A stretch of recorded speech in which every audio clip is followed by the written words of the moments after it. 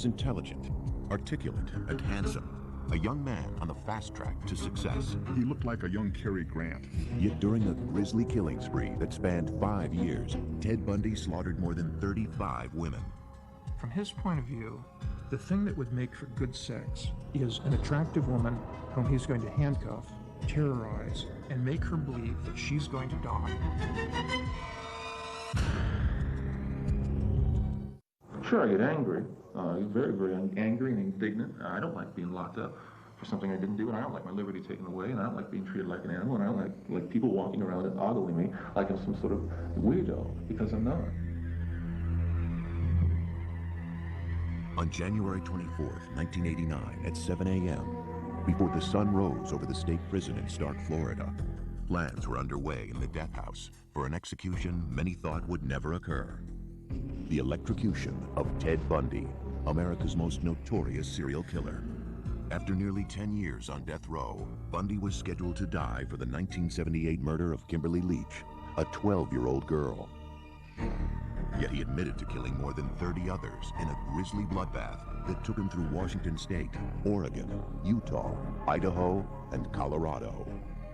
Since his original capture in 1976, Bundy had become a media sensation. I'll plead not guilty right now. America was mesmerized by the former Boy Scout, college graduate, and law student, who as a rising young Republican was even a shining star in Washington state politics. The Ted Bundy we knew, before there were any accusations, any charges, any arrests or anything, was a very nice guy. He was a friend of ours. We didn't think he was strange or different. Once he was arrested, Bundy taunted the system. He escaped twice from Colorado prisons while awaiting murder trials there. After his arrest in Florida, he showboated, acting as his own counsel while rapt groupies devoured his every move. He was like a movie star, and if he'd look around, they'd all giggle and nudge each other. And I thought, it never occurs to them that if he were free and he met them on a dark night, they're just the type of potential victim he would be looking for. But Bundy's natural cockiness was now gone, as 2 guards led him to the death chamber. Bundy seemed very resigned to his fate. Bundy seemed startled when he saw the electric chair.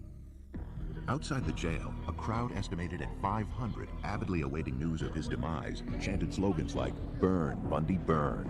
Favorite electricity burn. 5, 4, 3, 2, 1. At 7:16 a.m., an anonymous executioner pushed the button. 2,000 volts surged through Bundy's body. Within 60 seconds, one of the worst serial killers of all time was pronounced dead. When we came out after the execution, it's almost a carnival atmosphere on the part of some of these people. Cheering, blowing of horns, celebration. He'd had an easier death than any of his victims. Some 35 women may have fallen prey to him. Only he knew the real number, and he carried that with him to his grave. Police believe Bundy's killing spree had begun in 1974, when he was 28 years old, studying law and living adjacent to the University of Washington in Seattle. He made a very, very positive impression. He was very verbal, articulate, intelligent. I guess if I were to characterize him, he looked like a young Cary Grant. But at that time, no one could guess that this clean-cut and good-looking young man was about to begin a series of rapes, tortures, murders, and dismemberments that would shock the world. After midnight on January 4th, 1974, Ted Bundy stood outside the basement bedroom window of Joni Lenz, an 18-year-old student at the University of Washington. He entered her bedroom through a door accessible from outside, and while she slept, he savagely bludgeoned her with a crowbar. The next morning, Joni was found surrounded by a pool of blood. A bed rod had been torn away from her headboard, and in a sexual frenzy, rammed into her vagina. There was a specific reason why Bundy singled out Joni. It was a physical characteristic she shared with almost all of his victims. She wore her hair long and parted in the middle, but it would take years before the police understood why that moved Bundy to murder. Linda Ann Healy was a senior at the University of Washington, majoring in psychology.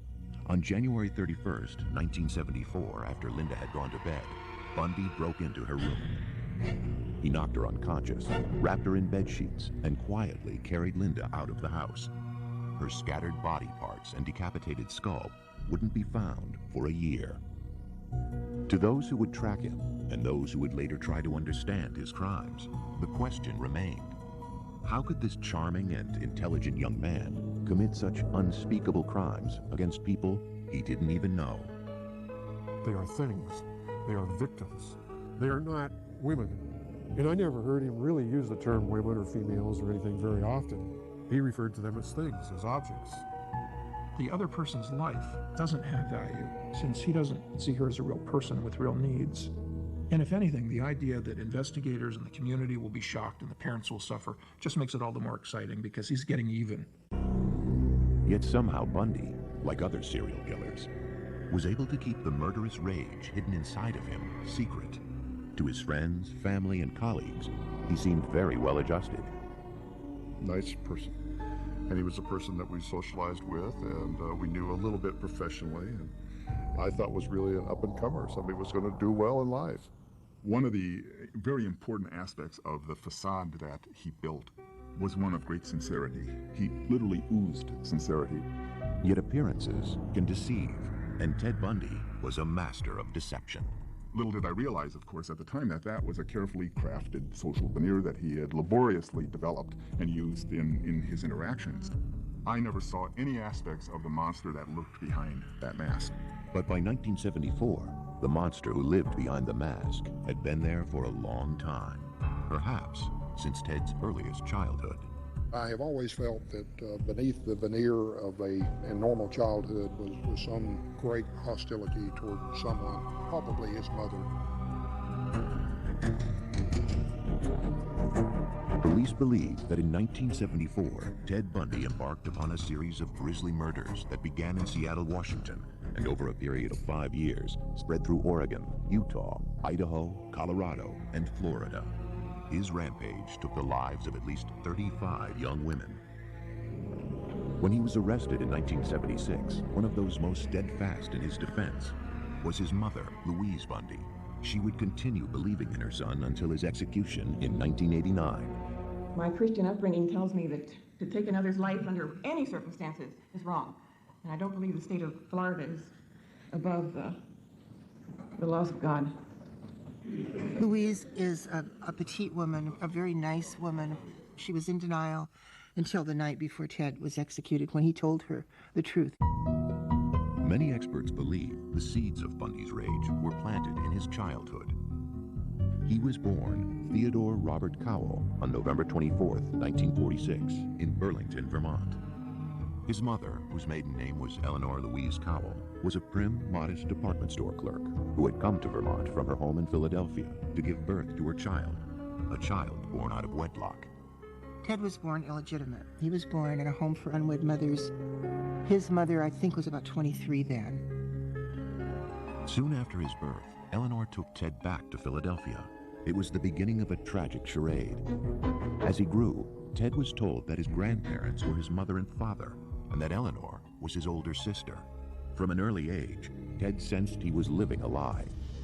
And there were other problems at home. Eleanor's mother had a history of clinical depression, suffered panic attacks, and was eventually treated with electroshock therapy. Her father, Samuel Cowell, was known to be an extremely violent and frightening individual. Sam Cowell was evidently a man with maniacal temper, who read pornography, who tossed his daughters down the stairs if they slept too late. As he grew into a young man, the confusion over his relationship with his mother would weigh on Ted. Even at the age of 3, there were signs that he was not a well-adjusted child. His teenage aunt was taking a nap, and she woke up to see that he had taken all the knives out of the kitchen drawer and arranged them around her body with the blades pointing toward her. His mother, concerned with this behavior and trying to escape the control of her father, moved with Ted to live near her Uncle Jack Cowell and his family in Tacoma, Washington. In later years, Ted said that it was devastating for him to leave Sam, the man he thought of as his father. In Tacoma, Eleanor went by her middle name Louise and worked as a secretary at the Council of Churches. One evening, she met a hospital cook named John Culpepper Bundy. Louise married him a year later, and her son finally had the name he would carry through life, Theodore Robert Bundy. But Ted was never close to John. He had a lot of conflict with his stepfather, looked down upon his stepfather because his stepfather didn't have a high enough station in life. Despite his new name, Ted still considered himself a Cowell and was drawn to his great-uncle Jack, a cultured music professor at the University of Puget Sound in Washington. Ted wanted to be just like him. It was very important for him to be someone special, to be recognized in some way. Over the next 10 years, John and Louise added 2 brothers and 2 sisters to the Bundy family. But Ted had little to do with them or their father. He had a Boy Scout troop, but Ted would never go camping. He just seemed to remove himself from any connection to his stepfather. And if there was no connection at home, there was even less at school. His junior and high school friends described Ted as very shy. He suffered from stuttering, and he did not date at all. He really didn't date unless it was a City Hawkins dance where the girls asked him. But there was a secret side to Ted Bundy that was already emerging. He considered himself above the law. By the time he was 15, he had become an expert shoplifter and was a suspect in 2 burglaries. Grandiose narcissism, the ability to outwit the police, the ability to flaunt authority, the ability to shoplift. All of these things helped confer on him this sort of narcissistic sense of specialness and entitlement. His relationship with women also changed for the worse. He became a peeping Tom, sneaking through the night to peer into the windows of young girls. More significantly, there have always been suspicions that at the age of 15, Ted Bundy became a killer. Ted carried the morning newspaper when he was 15. Along his route, there was a young girl named Anne Marie Burr. Anne Marie was 8. Ted knew Anne Marie. She took piano lessons from his great-uncle Jack. On August 31st, 1961, Anne Marie's parents found her missing from her bedroom. The window was open a little bit, and it was in the days when you had a TV cable on the roof and you had to get it under the window, so they couldn't lock it. The front door was ajar. She was gone. A search that at one time involved 800 soldiers, lawmen, and volunteers found nothing. At the time, no one suspected that Ted may have been responsible for Anne Marie's death. In my mind, she was Ted's first victim. And there would be many more. In the mid-1960s, Ted Bundy was a student at Woodrow Wilson High School in Tacoma, Washington. Even though he was smart, good-looking, and friendly, he was awkward with his fellow students, especially the girls. There seemed to be a real defect in this whole notion of how do you build a close, intimate relationship, and some confusion about that. The arena in which he seemed to feel secure was the school, the classroom, where he could use his verbal skills, and that's where he tried to manage teachers' impressions. He graduated from high school in 1965 with a B average. The next year, he entered the University of Puget Sound. But on the huge campus, he felt anonymous and lost. Inside, Ted was very empty and very inadequate. But he could put on the facade of a very sophisticated, educated young man. In 1967, as part of the facade, Ted transferred to the University of Washington's Asian Studies program, where he studied Chinese. He also began fabricating a new personality. If the old Ted was shy and withdrawn, the new Ted would be witty, cool, and self-assured. His deception was about to pay off. At the university, Ted met Stephanie Brooks. He was particularly attracted to her beautiful shoulder-length hair, which she wore parted in the middle. She was wealthy, sophisticated, and worldly. Everything Ted wished he was. He said, she's perfect, she's beautiful, she's wealthy. And I think to the degree he was capable, he was in love with her. They stayed together for a year. For the first time, Ted experienced an intimate sexual relationship with a woman. He was in love with her. But to Stephanie, they were merely college sweethearts. She saw no future in the relationship. She thought Ted was immature. Ted had become obsessed with her, but Stephanie told Ted their romance was over. She told him that he wasn't going anywhere, that he had no ambition, he wasn't organized, he couldn't make plans. Ted was devastated. With his world unraveling, he dropped out of school and decided to visit his relatives back in Philadelphia. His visit had a purpose. He had to answer the question that had always bothered him. Who was he? After checking records in Philadelphia, he traveled to Burlington, Vermont. There in City Hall, he learned something he had always suspected. He discovered that his mother was actually the woman who'd been passing as his sister his whole life. And that has got to rock the world of anybody to find that their roots are not what they thought. There was a great deal of turmoil around his own self-identity and who he was. By all accounts, when he found out that he was an illegitimate child, it was devastating. This man was badly betrayed by a woman, his mother, and learned of that betrayal at the very period when he's still reeling from the rejection by his girlfriend, his first love. Many who have studied Ted Bundy feel it was now that he decided to take revenge on the women he felt had destroyed his life. With an icy resolve, he returned to the University of Washington, took a room nearby, and began studying psychology. He excelled in all his classes and seemed rejuvenated with a new purpose. And whatever demons raged inside of him, Ted Bundy kept them well hidden. Many people like him have an ability to create compartments in their lives. And this entity, this demon, this depraved monster lived in one of those compartments. As far as anyone knew, Ted's life seemed to be changing for the better. In 1969, he met Elizabeth Kendall, a young divorcee. They began a friendship and then a romance. Very smart, shy young woman. She came up here from Utah. They met in a tavern. She loved it. She loved him unabashedly. His relationship with Elizabeth seemed to work wonders for him, but underneath, he was seething and plotting revenge. If you really have a very negative core in yourself, there's this kind of envy, a need to destroy the beauty in others. And the first one on his list was Stephanie Brooks. He was secretly still talking to Stephanie, hoping to make her fall in love with him again, in order to hurt her, just as she had scarred him. To enhance his image, he became active in local politics, working on the governor's re-election campaign. I thought he was very smart, good at politics. He was good at what he did. He was friendly. In 1971, at the age of 25, Bundy was working in his spare time at the Seattle Crisis Center, manning the suicide hotline phones. Beside him worked soon-to-be author Ann Rule. He was kind. He was very good on the phone.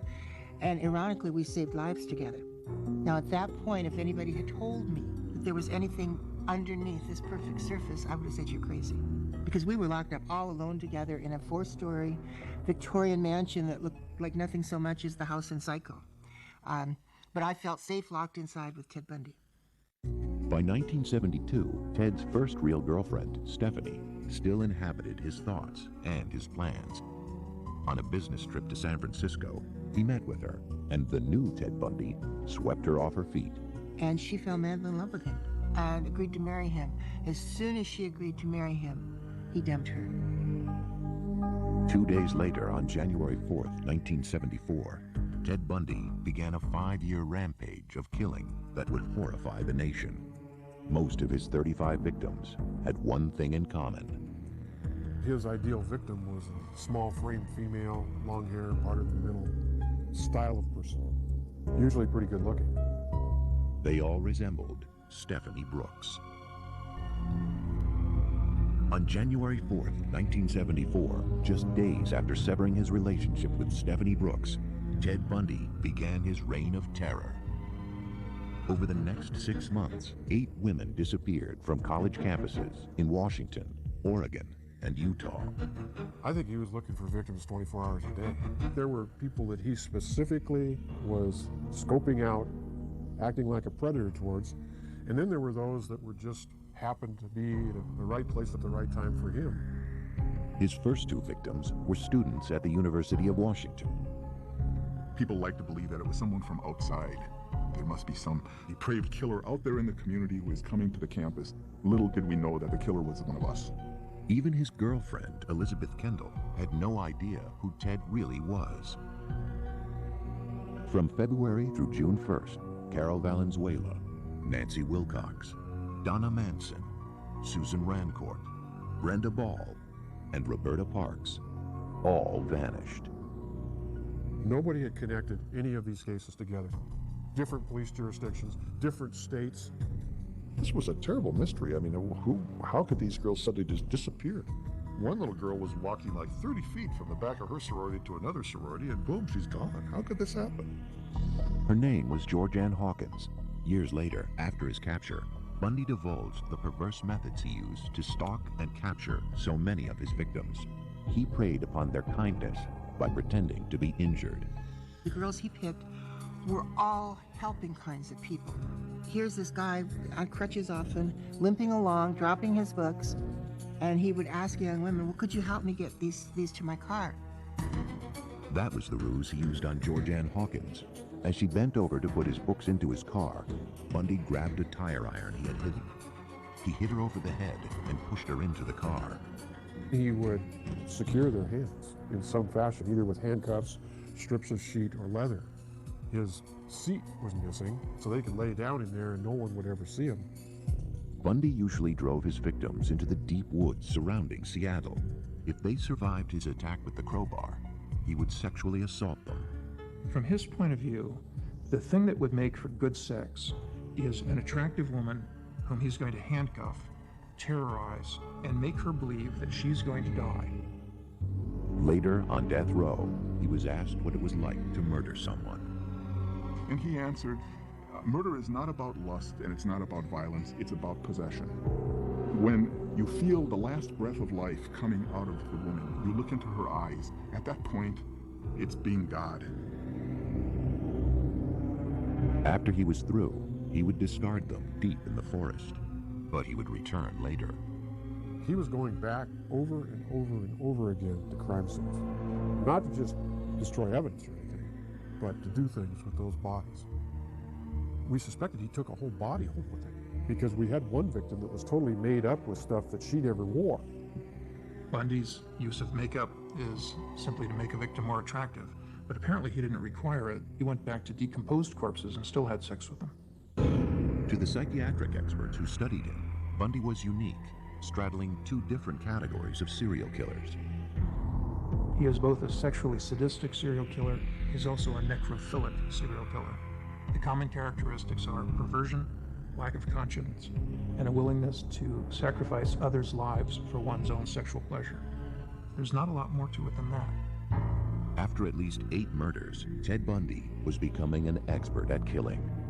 In July of 1974, his addiction led him to take 2 women in one day. A beautiful Sunday afternoon. It was 90 degrees in Seattle, and we don't get that many 90-degree days.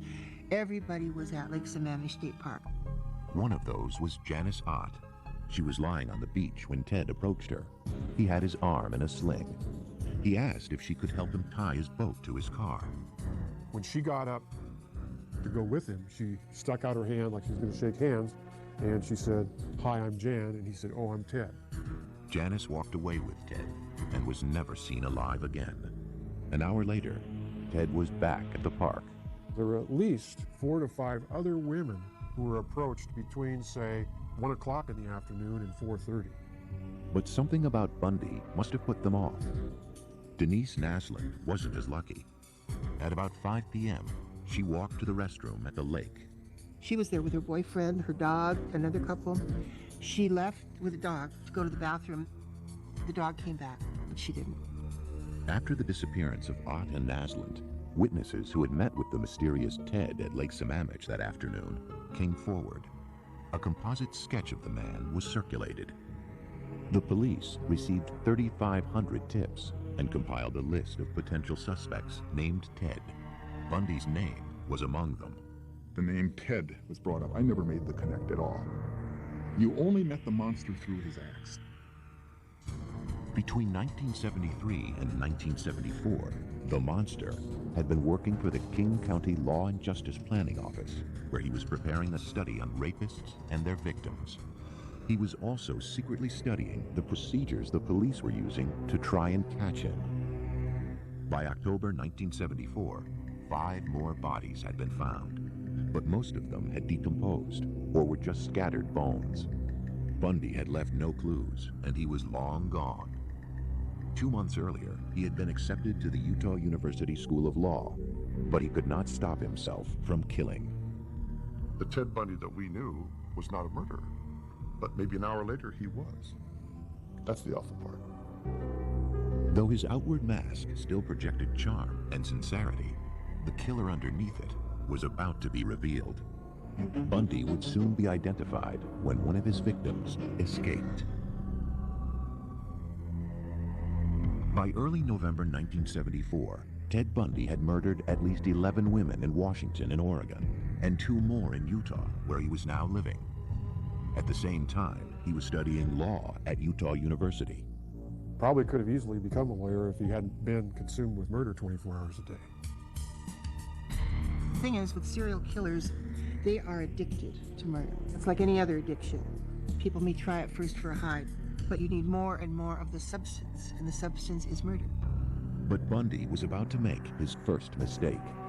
On November 8th, posing as an off-duty policeman, he tried to abduct 19-year-old Carol Durange from a shopping center. He told her someone had broken into her car and offered to help. But inside his car, he tried to handcuff her. Carol fought back, and with the handcuffs still on her wrists, was able to jump out of the car and escape. Here we have a living victim that's able to describe her abductor, describe the car, and also provide evidence with the handcuff that was still on her wrist. But the police still had no idea who her attacker could be, and Bundy was a master of disguise. He just looked different all the time. One time he'd have a beard, one time he'd have long stringy hair, one time he'd have a short haircut, and I think it varied with, what he was doing at the time. As 1975 began, Bundy widened his net to include Utah, Idaho, and Colorado. He killed 8 women between January and August, but there was no way to connect the murders. Since July of 1974, the Washington police had whittled down their number of suspects named Ted to 200. Bundy remained on their roster, but still, no one suspected the law student at Utah University.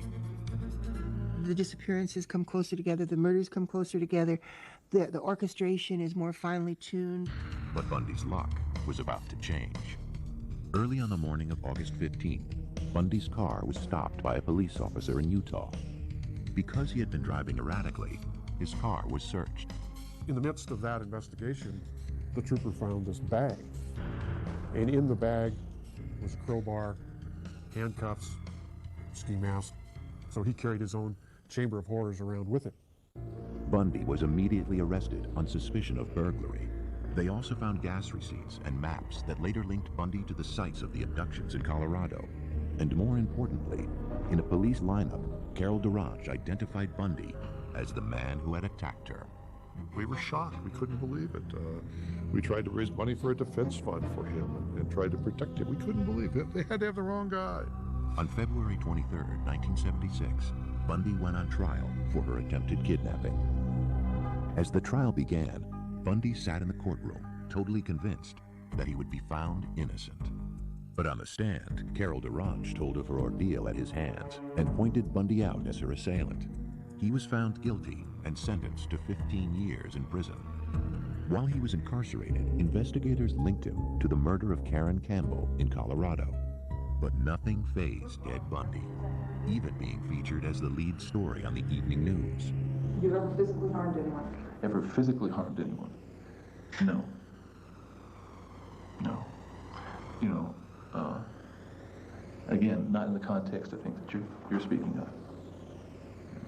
Ted was very self-assured to the point of cockiness. Even when the murder charges had been filed. In April of 1977, he was transferred to Colorado to await trial. There, Bundy fired his lawyers and was granted permission to defend himself in the upcoming case. Bundy had supreme confidence in his intellect, in his ability to beat the system, to work the system. Even if it meant avoiding trial completely. 2 months later, after casing out the court's law library, he jumped out of a 2-story window and escaped. Though captured 6 days later, he wouldn't stay locked up for long. I've matured in the past year, Believe me, I've grown in the past year, and I've learned a lot of things about myself in the past year. My only misgivings is that I might never be in a position to apply it, on the streets where I'd like to apply it. But soon he would apply it.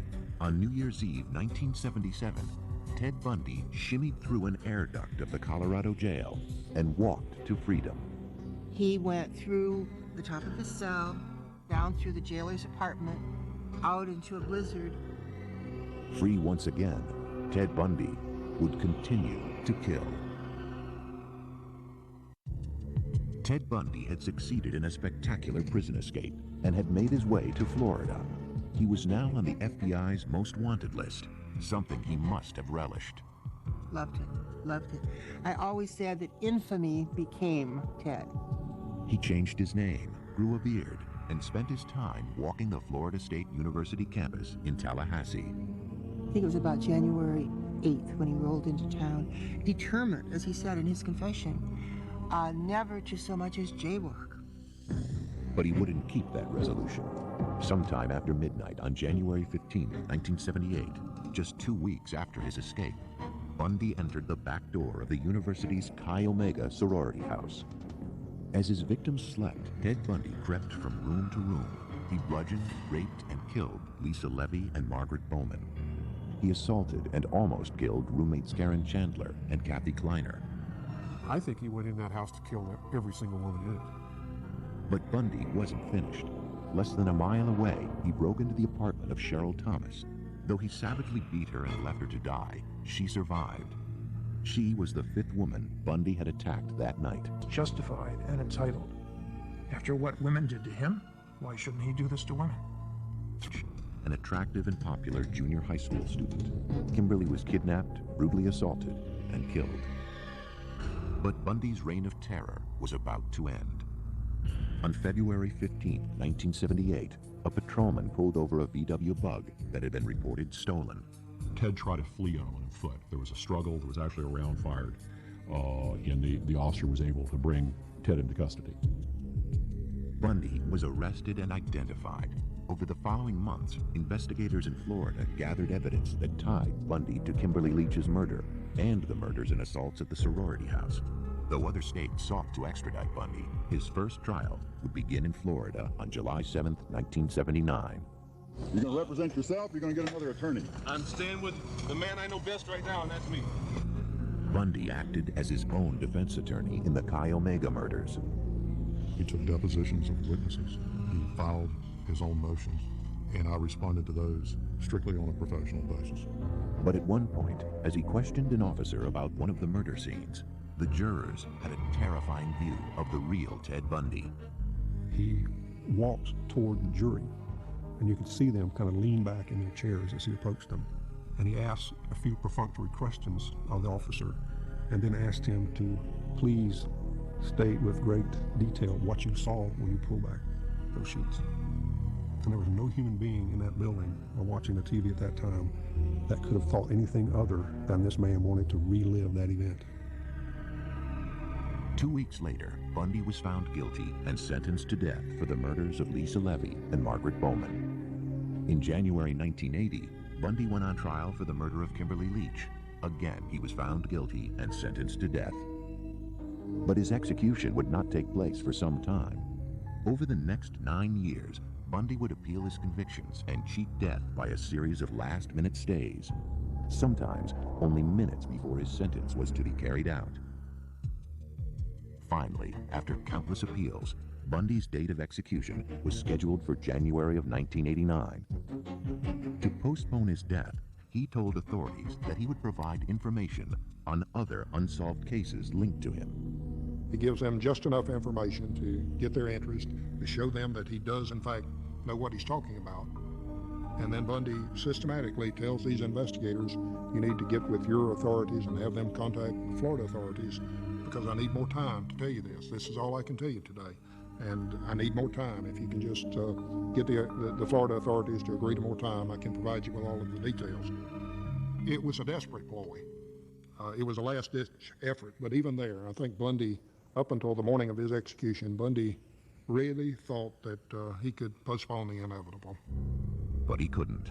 On January 24, 1989, at the age of 41, Ted Bundy, the articulate, handsome boy next door, a man who had the capability of being virtually anything he wanted, but who instead chose to become a monster obsessed with murder, was executed in the electric chair.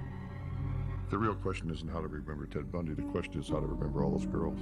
You know, right at the prime of their lives. You know, all these kids were 19, 20 years old. They had the world by the tail. They had the future. And how many families were left in just total tragedy and disarray. And unfortunately, we remember Ted Bundy, and I'd much rather remember those girls.